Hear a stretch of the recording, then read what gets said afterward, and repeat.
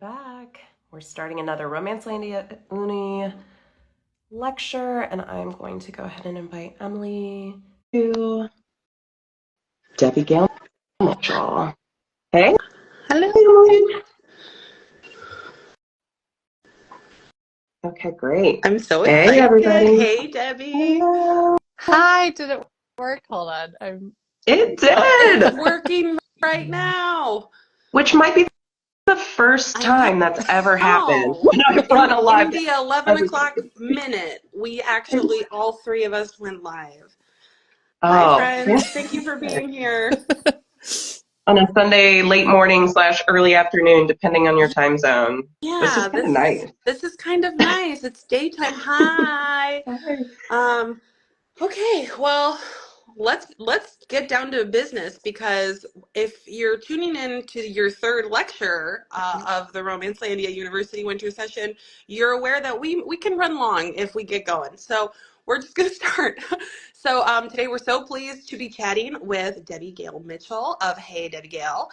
Debbie is an associate teaching professor and an expert in chemistry and spectroscopy. I did it. I said it.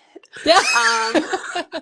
While Debbie doesn't specialize in environmental science, she does teach it to environmental science majors. So she has lots to share on the subject. And Debbie does a really cool series on her account where she explains the chemistry behind a plot point in a historical romance. So she had made a video a couple weeks ago talking about the process of making indigo water soluble.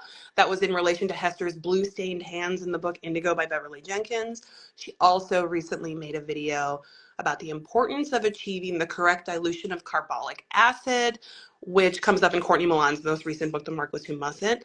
And by the way, Courtney Milan has a master's in chemistry, which is like, this is very relevant to our interests, friends. So today we're jumping off talking about London smog. So we're talking atmospheric science in relation to the London we know from historical romance. So Debbie, let's just start with, what is smog? Yeah. So smog is different from fog. So smog is the mixture of smoke and fog. And the smoke that we're typically talking about is anytime you're burning something. So burning a fuel. I wrote out a combustion reaction for everybody, but I can post these later too. They might be a little bit hard to read. But a combustion reaction, you're just burning, you could be burning wood, you could be burning coal, you could be burning gas in your car. And whenever you have a combustion reaction, you're burning a hydrocarbon and it's giving off a lot of different things. So the main emissions is carbon dioxide and water, which aren't a huge problem. But then there's all these other things that are given off as well. Like I drew this little picture of coal. There's coal being burned. And when you burn coal, and there's calcium for burning the coal. Yeah.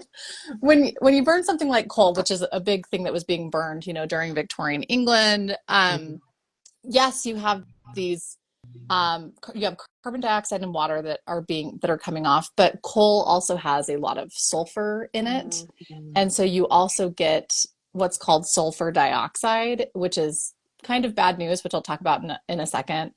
And then you also get nitrogen dioxide as well, because there's a bunch of nitrogen in the air that we're breathing. The air that we're breathing is like 80% nitrogen. So when there's a lot of energy, you can also get reactions with the nitrogen in the air.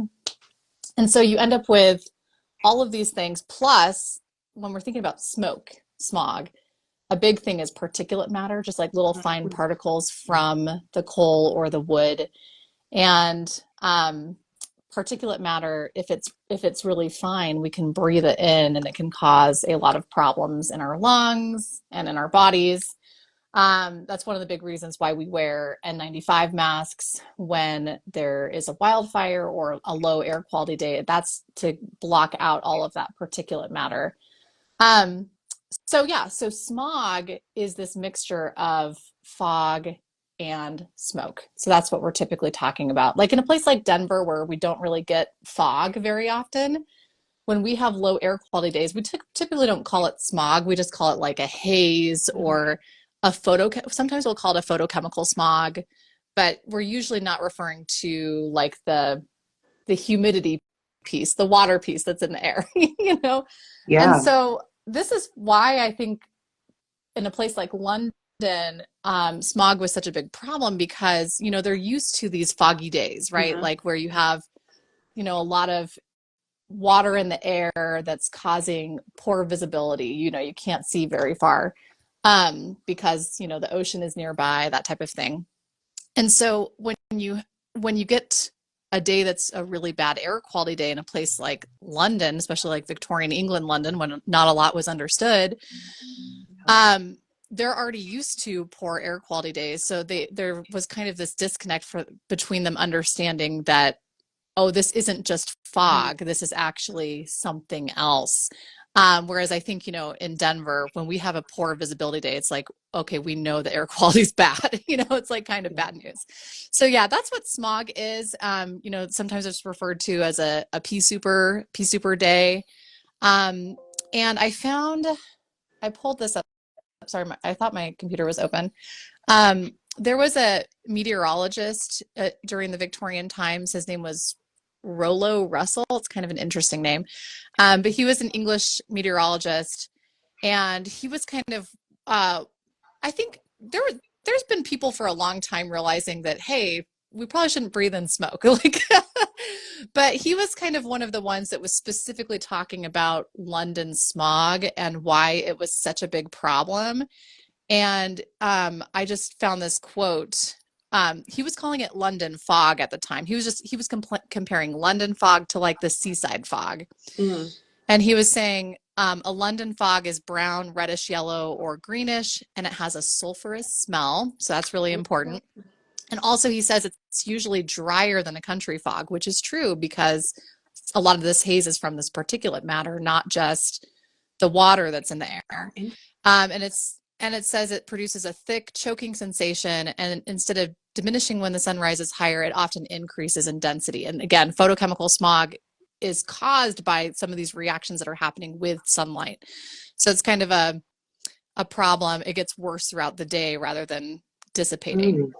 So London fogs, he says, London fogs occur midday or late in the afternoon, and sometimes the brown masses rise and interpose as a thick curtain at a considerable elevation between the earth and the sky. And he said, this is kind of disgusting. So this is 1880. He says, a white cloth spread out on the ground rapidly turns dirty and particles of soot attach themselves to every exposed object.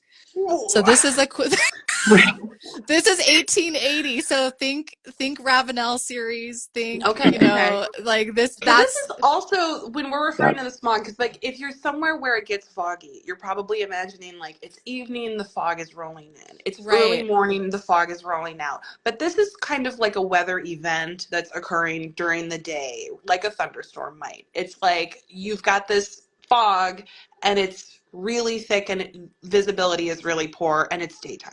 Right. And it is also related to weather. Here I drew a little picture. You guys have, so if anybody in the live is from Salt Lake, they've heard about inversion a lot, air quality related to air quality. But and this happens in places like London too. And I will say, like like you mentioned at the beginning, I'm not an expert on meteorology at all. I can talk to you about the chemistry that's happening in the air. But I can tell you a little bit about inversion. So sometimes what will happen is the photochemical smog can be a particular problem in the winter because you get these different weather patterns that cause this. Normally, warm air is close to the ground, and then it gets colder as you get up.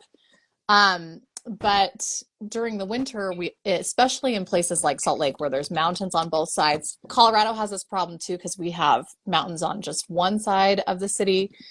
But basically, you get this inversion of the cold air and the warm air. So the warm air is on the top, and the cold air is down by the city. And what happens is normally when you're burning, you know, you're driving around your car and you're burning octane or whatever fuel it is, normally the particulate matter and the emissions can just rise up, right? Because warm air rises. But when you have this temperature inversion, it traps all of those particles down at the ground level. And so that can be a particular, like usually when you get air quality alerts during the winter, at least in Denver and Utah, Salt Lake especially, it's because an inversion has taken place and the air quality is particularly bad outside. Like I know in Utah, they often can't even send kids out to recess because the air quality is an issue.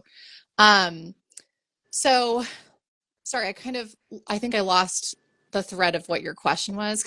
but because you were talking about weather pattern. I'm so sorry. So I just wanted to mention that weather can make, some of these pollution events worse, and that has happened in history too. Like I think the really famous one, The Crown season I think it was 1 the episode. first season. Yeah, season 1 Yeah. episode 4 talks about the really horrible London smog event in 1952. It was in December, so again, this happens in the winter lots of times, and they had a really bad temperature inversion, and the air quality was so bad that literally more than 10,000 people died over the course of just a few days. Like it's really horrifying. The silver lining is that that's when a lot of countries started getting really serious about air quality. Was like the air quality, there were different air quality acts that were passed very soon after that, because not only in London, that London 1952 event happened, but there was also a city in Pennsylvania right around that time, again, because of coal being burned and a temperature inversion. A lot of people died in a short amount of time. It was called Denora. Sorry, I had to look up the name. This is from Clean Air in Our Future. It's a children's book that I checked out from the library. I love it. So I think something that I think a lot of us think about when we consider the smog in London is we kind of associate it with the Industrial Revolution, and we associate it with like factory emissions. But I was looking into this yesterday. I was like doing my own little research because I was worried I wouldn't have enough good questions for you. I have so many. She was practicing spectroscopy all day. I was practicing spectroscopy, just going around my house trying to say, I remember that R. And I found out that like the term smog was coined in 1905 or something, but smog was existing in England for at least 400 years before Shakespeare was writing. Yes. So that's a super, super long way back. So what that kind of tells me, though, is that like people in London, before the advent of factories, before the railways, are comfortable with this being part of their daily lives. So they might be like unprepared for when it like gets exponentially more toxic, because I imagine that the toxicity rose with factory emissions, the railway, etc. Am I correct in that assumption? Yeah, well, definitely. I mean, and greater population density. The more people that are living in London, the more people that are burning wood, burning coal. I actually found from 1661 there was a treatise to King Charles II about London. They called it just the smoke in London, but you're right, it's kind of the smog issue. So I think that it's one of those things that it's like slowly getting progressively worse, right? Because of the Industrial Revolution and also because of increased population, this air quality is progressively getting worse and worse. And then that coupled with, these wintertime inversion events where it's just, creating these like very toxic atmospheric events, I think are kind of become like tipping points for people, so I don't know how used to it they were. That's a really good question, but there were definitely people like actively writing on trying to fix this issue of the London smoke or the London fog, definitely even in the 17th century. So it definitely was an issue for a while.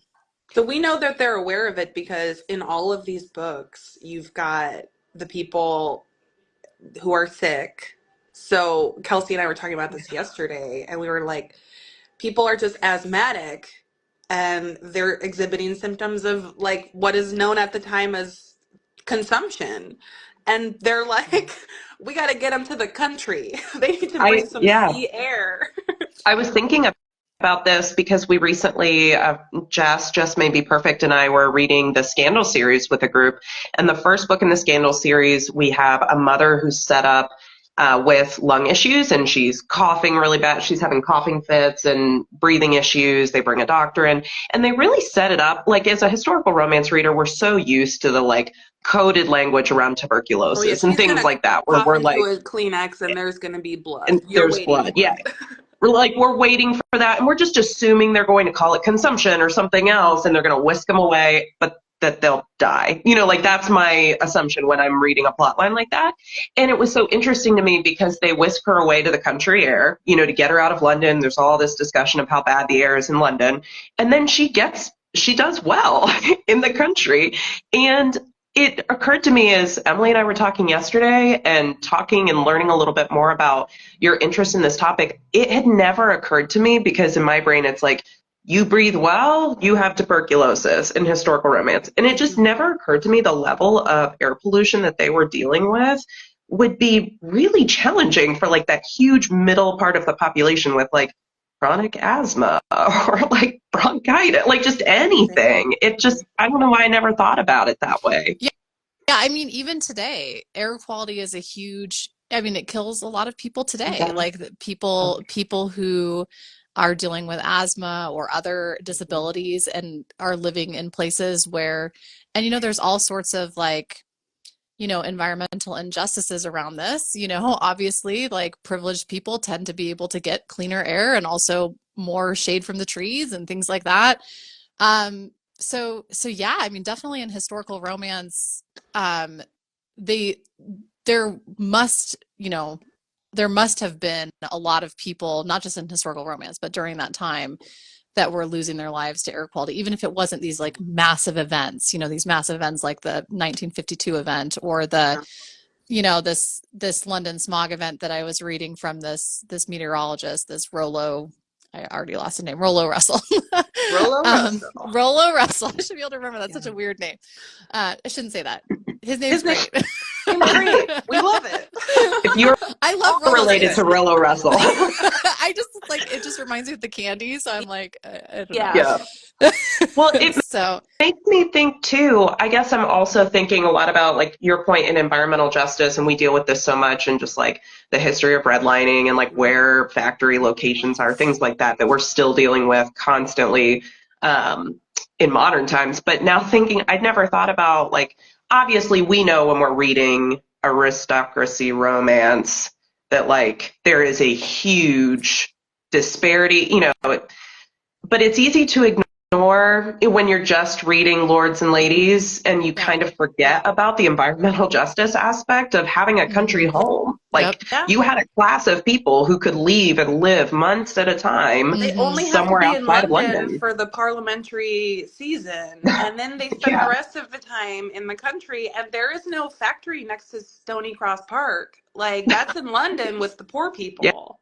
Right. They're breathing that all the time. They work in the factory. Yeah. And you do tend to see the air quality coming up in historical romances in books where they are more working class, characters.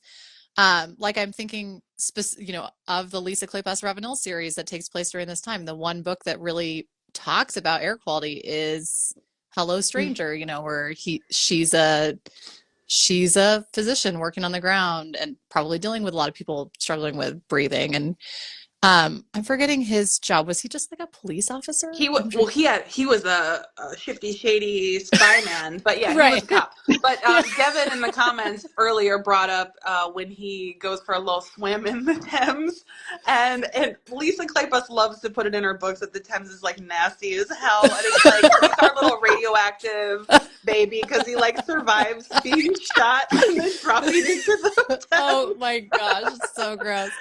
And the other one I just read, I have my notes here. I wrote it down. You guys should go read this. Unseen Attraction by K.J. Charles. Shout out to Jessica Pride. She put this book on my radar. So this is a book about the two main characters. The one guy's named Rowley, and he's a taxidermist. Like that's literally what he does, is like stuffing KJ Charles like loves birds, right? Like I just, there's like, which I do too. I'm a fan. She's a bird girl for real. She's One a thing you bird gotta girl. know about KJ, she's a bird girl. Right? Like, which I am too. I'm not like no shade. I just am always like, oh wow, she's figuring out a way to incorporate birds. I love it. So Rowley's a taxidermist, and then the other love interest is Clem, and he like runs an inn, and that's how they meet because like Rowley is the inn is right next to his taxidermy shop, so he's like staying. That's where he lives because he can't afford like a shop house situation. But anyway, that book is really good. There's like a whole mystery plot line, and there's a huge subplot about the London smog that rolls in. Like he talks about, he like looks out the window and he can't even see the shop across the street, and he like gets a message that he needs to go somewhere else in London, and he tries to leave his little shop and go out, and it's a problem. So yeah, that's definitely a book that has a whole London smog storyline. I kind of want to go back and reread, Courtney Milan, her books are often kind of Victorian times, and I kind of want to go back and reread the novella she wrote where the guy's like the inventor of bicycles, and then the girl is the Her Every Wish. yeah. Yes. Okay. Yeah. So sorry, so good. I love Courtney It's Milan. so good. I feel like if there was going to be a book that might talk about air quality, it might be that one, because they're like both like, more working class in London. I was trying to think.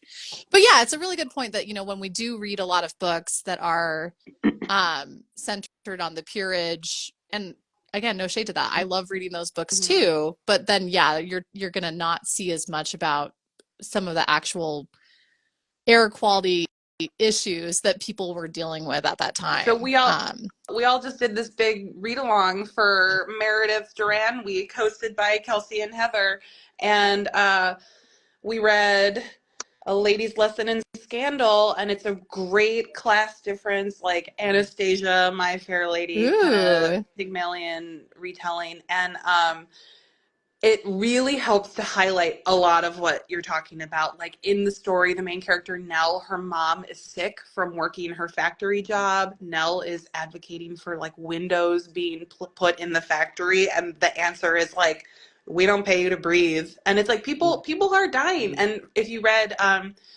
North and South, there's like a big plot about like the union forming in response to the health problems that being dealt with, and also the accidents killing people on the factory lines. But people are like suffocating to death because they're working in this like cotton mill, and they're inhaling particles of fiber that just shouldn't be in their body, and then they die from it. And but in A Lady's Lesson in Scandal, I was talking to Kelsey about this part where Nell she's just sort of like caressing this really nice carpet that she just noticed, and then she realizes it's perfumed, and it really made us think about and talk about like the women of the upper classes. They live in when they're staying in London for the season, they occupy this world with this like poor air quality and this like wet, muddy situation. They live in this city, but they're dressed as if they're never going to experience the weather, and they largely don't. It's like the upper classes are constructing lives in defiance of the elements, in defiance of what everybody else has to deal with. They have servants who like roll a carpet out so they can walk to their carriage from their front door without like getting their shoes dirty. And then they come inside and somebody takes away anything that touched outside, and it doesn't touch inside. And it's like, it's just wild. It's like there's this like, biodome for the upper crust to exist out completely apart from what everybody else is experiencing in London. Well, I mean, which is still true today, right? Like I just think of 2020 so much, because 2020, at least in Denver, I mean, obviously everybody was dealing with the pandemic in 2020, but also in 2020, in Colorado, we had something like 40,000 acres of wildfire burn during the summer of 2020.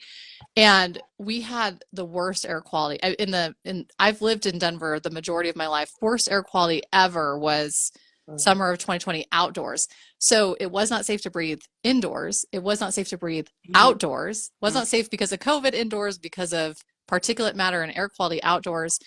And, I kept thinking, I thought about that so much because, you know, I was so privileged in that I was able to work from home. I was able to afford a air Yeah. purifier to purify my little biodome that I was We living all in, you bought know. air purifiers that year. Yeah. Yeah. I run mine all the time. Well, I love mine because it like tells me like what the particulate matter like level is in my That's great. house. Yeah, so like that was definitely happening. Yeah, I think that's such a good point. Is like this amount of privilege gave people, you know, they were allowed to breathe in clean air 100% of Yeah. the time, basically, and they got to experience the outdoors in a clean I was way, I you was know? I was reading this, I was thinking like, who's sweeping up Hyde Park walking paths? Somebody is, Yeah. because these women in their like walking dresses are Yeah. staying relatively muck free in a pretty Right, mucky city. Like right. who's Well, cleaning? I never really thought about all the work that goes into it until reading Diana Quincy's The Marquess Makes His Move. I Yes. love because he has to be a footman. He's undercover as a footman, and there's this whole scene where like he's being schooled on like how you brush the shoes, and he's like, you have to brush them every time they come inside. You know, like they've Yeah. got to be. Yeah. And it was just like, oh my God, like I just again like we can't really picture that life of like erasing all evidence of Yeah. being outdoors, but it's happening. Other people are doing it for you, so you never Oh have yeah, to yeah, see yeah. it, Right. Yeah. experience By the it. way, if Like, you haven't read that Diana Quincy book, it is uh, like Undercover Boss, but a romance. It's hilarious. It's so so good. Wait, fun. so And it's full of is shocking that the twists. second book in that series? Because I The read third, the The first third, one. it's the third. The Okay. second one is the Lady Bone Center, yeah, Okay. and Can I that which just is skip to book awesome. 3? Because I yeah, read the first one that was Yeah, like the, you know, yeah, like the one night stand, and then yep. she like yeah. slits everybody's throat. I don't know. I can't remember exactly what happened. Do you know what I'm talking about? She's like fighting. I like your summary. That's not what happens. If you go It's read it, not that's what not what happens. happens, but those listening, But yeah. she like has a knife. She's like ready to do Oh violence. yeah. She's a really good heroine. Yes, That one I bought solely because Lothair is on the cover, and for anybody that knows me, I'm a big Lothair stan. So oh Yeah. yeah, the Lothair model. yeah. Yeah. So I was like, I have to read this. And it So did not good. disappoint. It was so good. So I got to write down this other one. It's called The Are Marcus. are there no Smog subplots in Cressley Cole's world? Like, what are those folks got? They seem like they live in it. That's a good question. There's a smoke demon. Oh, We should find out. We should Oh find out God. what like that we should analyze the smoke demon and find out what the actual chemical composition is. Yeah. Um, the the other thing I wanted to mention, this is not exactly related to romance, but I thought people might just be interested in like what the air quality index is. Like Yep. yes. if you ever like pull up on your phone, I don't know. I used to only look at the AQI, the air quality index, you know, Mhm. sometimes, and you know, with wildfires being more and more common, like I look them up. I look it up. It's part of my daily routine is looking up the air quality index. But what the air quality index measures is 5 different things. One is particulate matter, so those are really fine particles that we can breathe in. One is the sulfur pollution that we were talking about. Another one is carbon monoxide. You guys probably know carbon monoxide is deadly. And then NOx pollution that's NO2 pollution. Nitrogen dioxide is brown. So if you've ever heard of like Denver's brown cloud, um, that's NOx pollution. And then also ground level ozone is a really big problem as well. So ozone's really good in the stratosphere, but it's really bad down where you're breathing. I just wanted to mention this really quickly because so I mentioned that I'm a spectroscopist. So what I am an expert in is how to measure these in the air. So that's where my expertise comes in. And like a few of my papers are on um, measuring particulate matter and specifically measuring free radicals in particulate matter. But anyway, I just want to mention what the AQI is a measurement of. It basically is saying like if it gets to 100, then you're basically saying this is dangerous levels for all of these 5 pollutants essentially. Okay. So I just wanted to mention that because um, you know, air quality is something we all probably are thinking about all of the time, or at least I think about it a lot. So that's not exactly related Yeah. to No, but the that made historical me romance, think but in a lot of historical romances is well, I'm thinking specifically of Outlander. In Outlander, she often alludes to the smell of ozone. oh, interesting. Yeah, and it's in relationship to the rain. I think there's another one too. Is it like Petrichor is like the petrichor? name. That's like So a adjective that describes the scent after rain, which is usually Huh. sometimes referring to so ozone. yeah, Yeah. so I think I had looked it up before and it was like ozone versus petrichor. And it was like the pleasant scent that fills the air during rainfall is petrichor. Ozone, I don't know. And ozone is what you smell after a storm, or so. I don't know. I don't know if that has any bearing on reality, or if it's just something that writers like to say. Like Diana she smelled Gabaldon, world ozone, building. and she knew what it was called, so she knew she was smelling ozone. And you're like, damn it! Oh my I God. never think about that having a name. No, that I think that is grounded in reality, actually. I just don't think about ozone in that context very often because usually ozone, I have a whole, it's one of my worst videos that I've made on my Instagram or TikTok, but I've made it. I made like a 12-minute video talking about ground level ozone if anybody wants to go watch Yeah. it. But it's like I was People anyway. do. People Yeah. wanna go look. People wanna Oh, go yeah. look.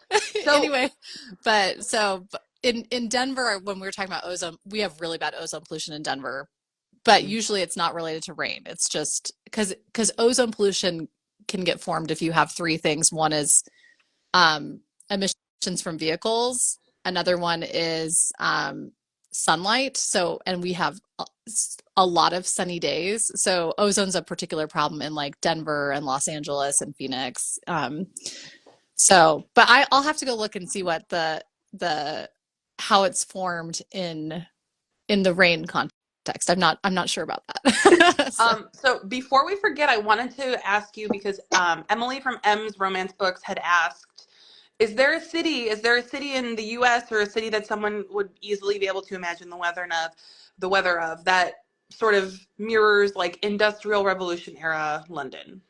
Okay, I thought this was such a great question, and okay, I wanted to back up really quickly. Um, what it's a little bit difficult to answer this question perfectly because so remember I was just talking about the AQI, all these pollutants that we measure really carefully to know how clean our air is.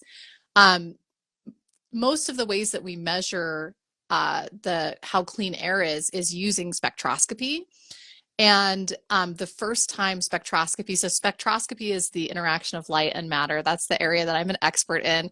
Um, the first time spectroscopy was ever used to analyze the air or, you know, the composition of something was actually during the Victorian times. It was 1859. That's, Robert Bunsen of Bunsen burner. He The Robert was the Johnson? the Robert Bunsen. I'm just waiting for a historical romance with Robert Bunsen. Although it might be queer because he was buddies with Kirchhoff and they together made this like every photo of Robert Bunsen is like with him and Robert Oh, okay. Kirchhoff or And Gustav they Kirchhoff. were roommates. We have to shout out who is our student. I feel like it might be Nicole Reed's romance. One of our students, their objective is history will call them best Yeah, friends. history will say they were roommates. Every time I see it, I love it. It's just like always a picture of the two of them like hey, like I think they were both married, so I don't want to like completely speculate, but like I'm always just like interesting. It's like a lot of late nights working on their spectroscope like anyway. Figuring out how to call fire with just a touch. Yeah, exactly. So he invented his Bunsen burner to improve his spectroscope, literally. So they were the first people to realize that like anyway, they were able to start analyzing different materials and figure out what elements were in them basically by what colors they burned. You know how fireworks are different colors. It's the same concept. But anyway, so spectroscopy was like just being developed during Victorian time. And we didn't really get really good analytical tools to analyze the air that we're breathing until like the mid 20th century. So it's a little challenging to say like Yeah. specifically what city now has air quality as bad as London during the Victorian times, because we have like estimates of like how bad that was, and we have, you know, like this account from this meteorologist that it smelled like sulfur and that it was a dry fog, you know, he was calling it a fog. So we have like all this evidence to kind of tell us what was going on. But it's a little bit tricky. But I can tell you some of the worst air quality cities in the United States. And like number one is Los Angeles.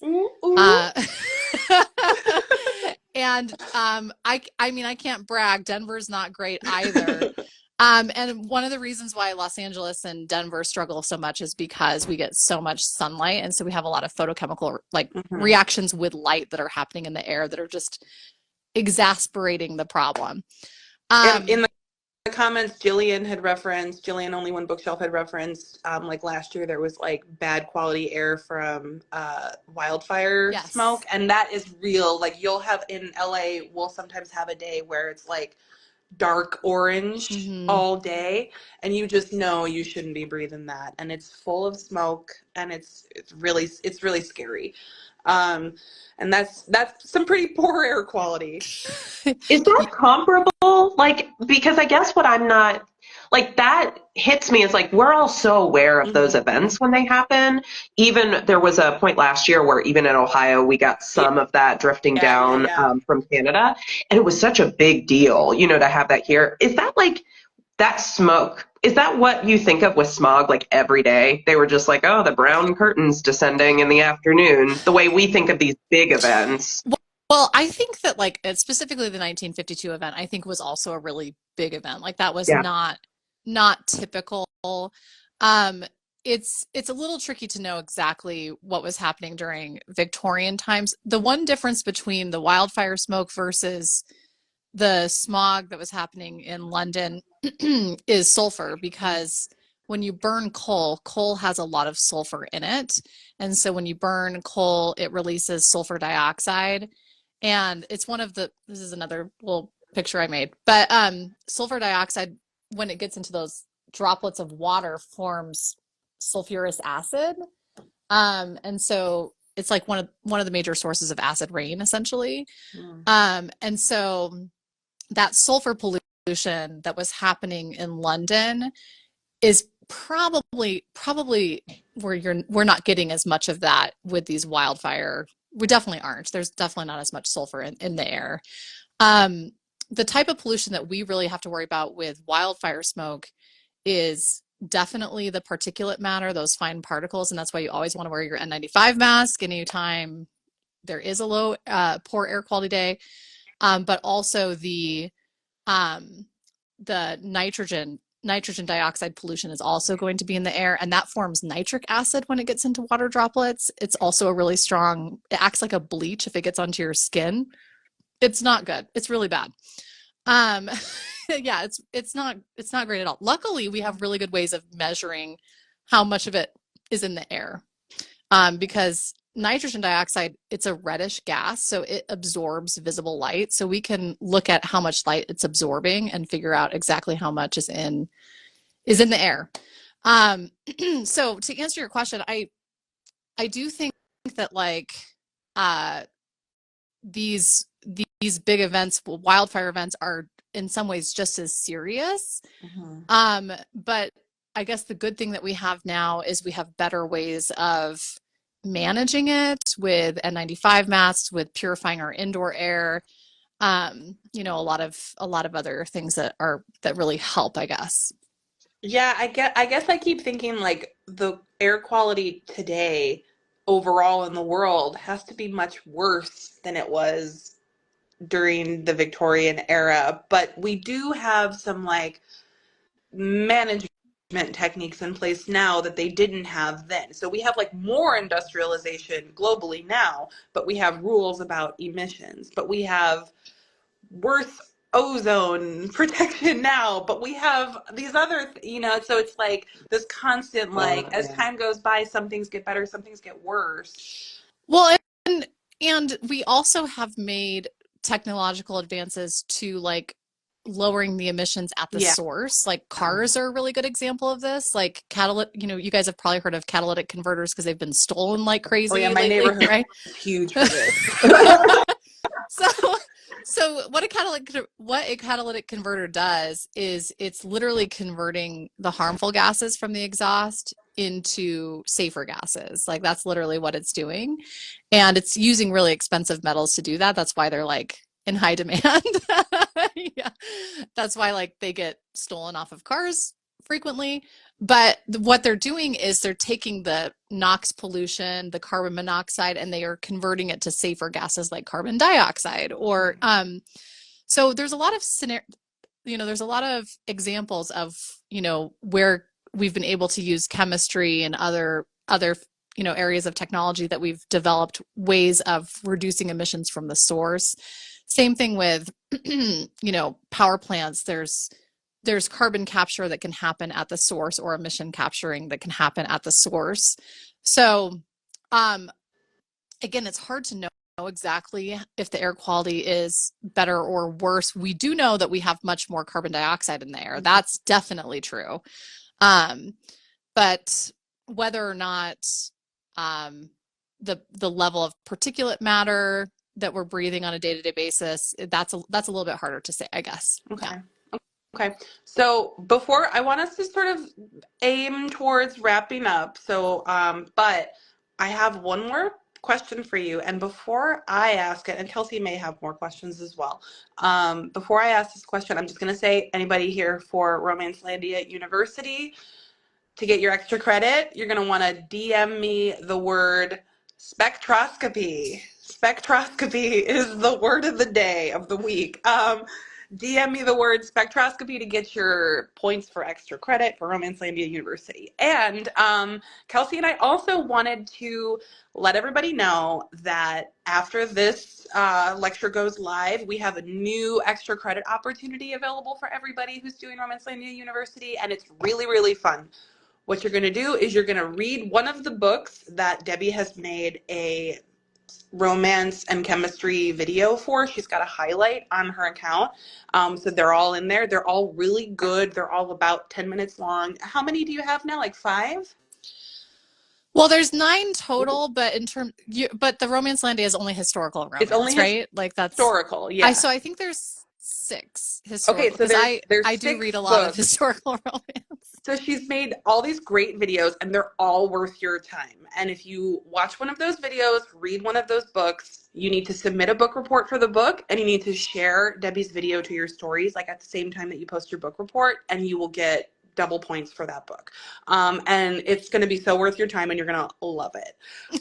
So that's your new extra credit opportunity, and that's just going to run to the end of Romancelandia University. So you can just like tag that onto whatever else is going on with your syllabus.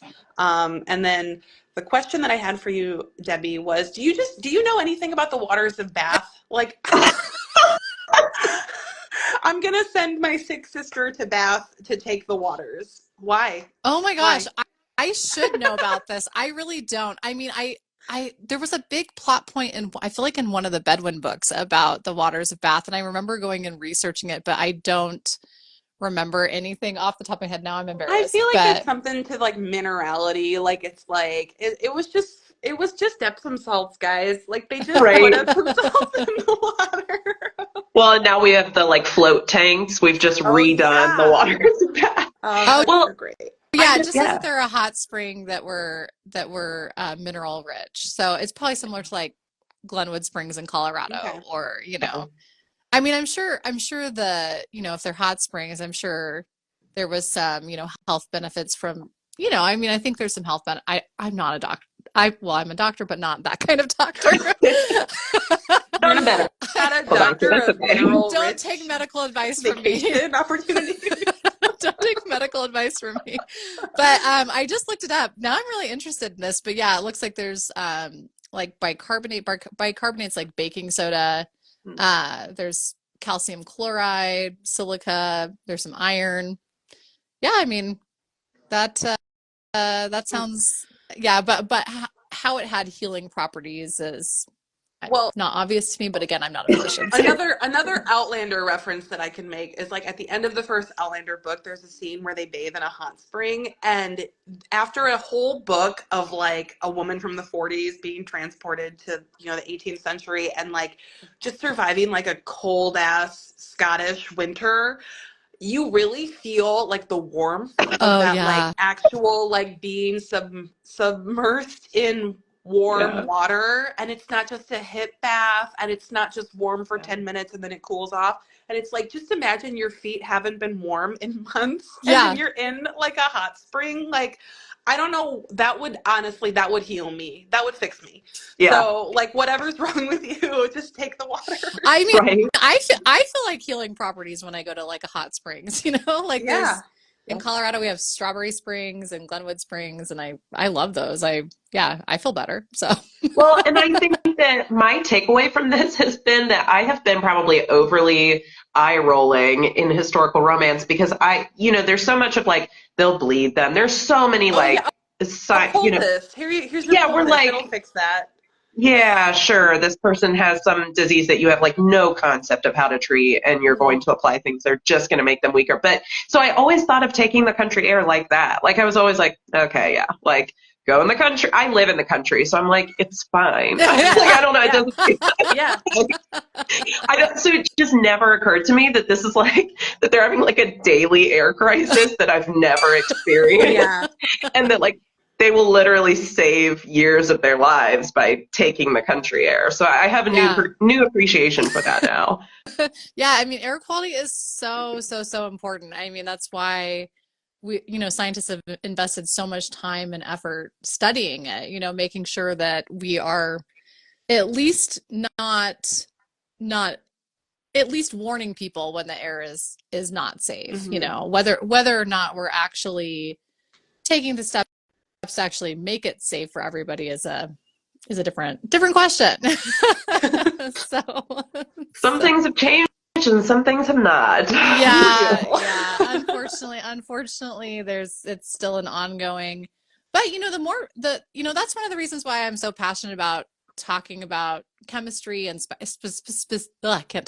chemistry and specifically spectroscopy to like a wide audience, is because like, I think sometimes when you see an air quality alert or an ozone alert, and you're probably thinking like, how do they even know that? Like, how do they know how much ozone is in the air? Well, it's because of spectroscopy. Like, that's how we know how much ozone is in the air, how much NOx pollution's in the air. So like, I just want people to be like, I guess, just empowered, and like that they know where that information's coming from, and also that they feel like that they can rely on that information and make good decisions about like, hey, maybe I shouldn't go for a bike ride on a day where there's poor air quality, that type of thing. So great. I love that. Yeah. We learned so much today, Debbie. I learned that Rollo Russell could smell sulfur in the air when others couldn't. And I learned that Richard Bunsen was probably gay. And I love that for all of us. You heard it here first. The new mythology, the fanfic. I probably should not have said that. So this is like, I've read a lot about Robert Bunsen and Kirchhoff, so maybe I'm projecting. I probably read too many romance novels that I keep. We're going to start an AO3 tag. So she's seeing queerness wherever she goes. It's so true. And then also the book that Debbie was talking about. What's it called? Is it An Unseen, or is it? Unseen Attraction by Unseen Attraction. Okay, so An Unseen Attraction is the first book in a little trio that is a generation before the Lily White Boys, and it will feature little baby Susan if you read the second book. So if you like the Lily White Boys, that's a great Unseen series. Attraction. An Unseen Attraction. Yeah, by and it's got a great Smog subplot. Yeah, and it's the first of the, I think it's called like Sins of the Cities. Book number 1. So so they like take place like in London, and I think it's like 1880s. So it is right around this time Rollo Russell was smelling sulfur in the air. So maybe he'll make a cameo. You'll have to read to Well, thank you so much. This has been so Thank you much so fun. much. We will share follow-up resources from Debbie for everyone because we know that that's been really handy for our last couple lectures. So thank you again for joining us. It's an honor. Thanks everybody for tuning in. Bye. Have a wonderful Sunday. Bye.